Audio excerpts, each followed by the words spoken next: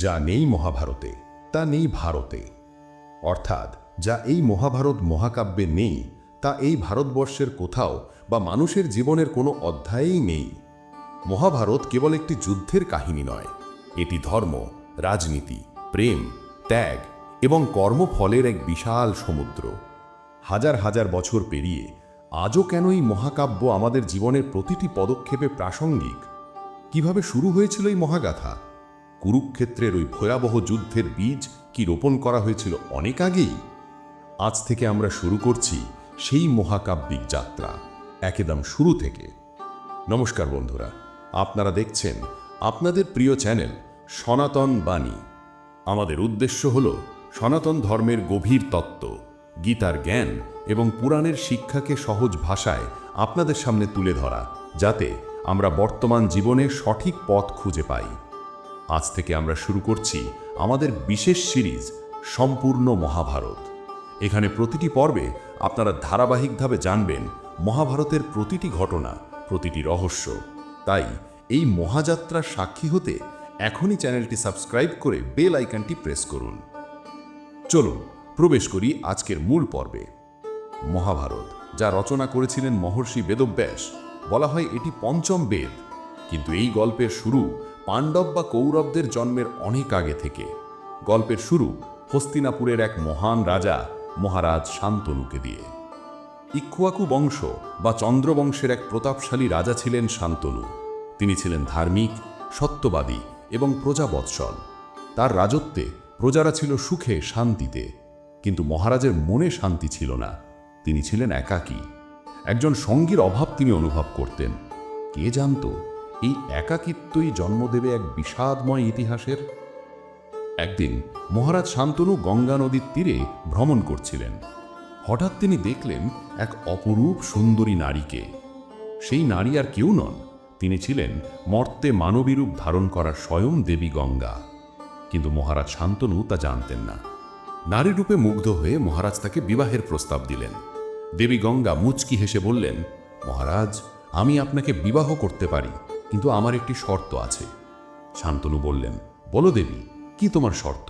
আমি সব শর্তে রাজি। গঙ্গা বললেন, আমি যাই করি না কেন, ভালো বা মন্দ, আপনি কখনো আমাকে প্রশ্ন করতে পারবেন না, আমাকে বাধা দিতে পারবেন না। যেদিন আপনি আমাকে প্রশ্ন করবেন বা বাধা দেবেন, সেদিনই আমি আপনাকে ছেড়ে চলে যাব। প্রেমের মোহে অন্ধ হয়ে মহারাজ শান্তনু সেই কঠিন শর্ত মেনে নিলেন। শুরু হলো তাদের সংসার জীবন। সময়ের সাথে সাথে রানীর গর্ভে সন্তান এলো। মহারাজ শান্তনু আনন্দে আত্মহারা হলেন। কিন্তু হায়, সন্তান জন্ম নেওয়ার পরই রানী সেই নবজাতককে নিয়ে সোজা গঙ্গা নদীর তীরে গেলেন এবং তাকে নদীর স্রোতে ভাসিয়ে দিলেন। মহারাজ শান্তনু বাকরুদ্ধ হয়ে গেলেন। নিজের চোখের সামনে সন্তানকে হত্যা করতে দেখেও তিনি কিছু বলতে পারলেন না, কারণ তিনি শর্তে আবদ্ধ। প্রশ্ন করলেই স্ত্রী তাকে ছেড়ে চলে যাবেন। এইভাবেই একে একে 7টি পুত্র সন্তানকে রানী গঙ্গা নদীতে বিসর্জন দিলেন। মহারাজ শান্তনুর হৃদয় চুরমার হয়ে যাচ্ছিল, কিন্তু তিনি মৌন রইলেন। কিন্তু ধৈর্যেরও তো একটা সীমা থাকে। যখন 8ম সন্তানটির জন্ম হলো এবং রানী তাকেও নদীতে বিসর্জন দিতে উদ্যত হলেন, তখন শান্তনু আর থাকতে পারলেন না। তিনি চিৎকার করে বলে উঠলেন, দাঁড়াও, কে তুমি পিশাচী? কেন নিজের সন্তানকে এভাবে হত্যা করছো? আমি তোমাকে এই শিশুকে হত্যা করতে দেব না। মহারাজের এই কথা শুনে রানী থমকে দাঁড়ালেন। তার মুখে ফুটে উঠল এক বিষাদ মাখা হাসি। তিনি বললেন, মহারাজ, আপনি আপনার শর্ত ভঙ্গ করেছেন। আজই আমার চলে যাওয়ার সময় এসেছে। এরপর রানী নিজের আসল পরিচয় দিলেন। তিনি বললেন, আমি গঙ্গা, আর এই যে 7টি সন্তানকে আমি মুক্ত করেছি, এরা সাধারণ মানুষ ছিল না। এরা ছিল স্বর্গের অষ্টবসু, যারা বশিষ্ঠ মুনির অভিশাপে মর্তে জন্মগ্রহণ করেছিল। আমি তাদের সেই অভিশপ্ত জীবন থেকে মুক্তি দিয়েছি। কিন্তু এই 8ম পুত্র, যার নাম হবে দেবব্রত, একে দীর্ঘকাল পৃথিবীতে বেঁচে থাকতে হবে। ইনি হবেন মহাবীর, মহাজ্ঞানী, কিন্তু এনার জীবন হবে ত্যাগ এবং একাকিত্বের। দেবী গঙ্গা সেই 8ম পুত্রকে সঙ্গে নিয়ে চলে গেলেন এবং কথা দিলেন, উপযুক্ত শিক্ষা প্রদান করে তিনি পুত্রকে পিতার কাছে ফিরিয়ে দেবেন। মহারাজ শান্তনু আবার একা হয়ে গেলেন, কিন্তু তার মনে রয়ে গেল এক বিশাল শূন্যতা এবং এক মহান পুত্রের অপেক্ষা। এই দেবব্রতই পরবর্তীতে পরিচিত হবেন ভীষ্ম নামে, যার প্রতিজ্ঞা পাল্টে দেবে পুরো ভারতবর্ষের ইতিহাস। বন্ধুরা, আজকের এই পর্ব থেকে আমরা শিখতে পারি আবেগ বা মোহের বশবর্তী হয়ে নেওয়া সিদ্ধান্ত অনেক সময় আমাদের এমন পরিস্থিতিতে ফেলে দেয় যেখানে আমরা অসহায় হয়ে পড়ি।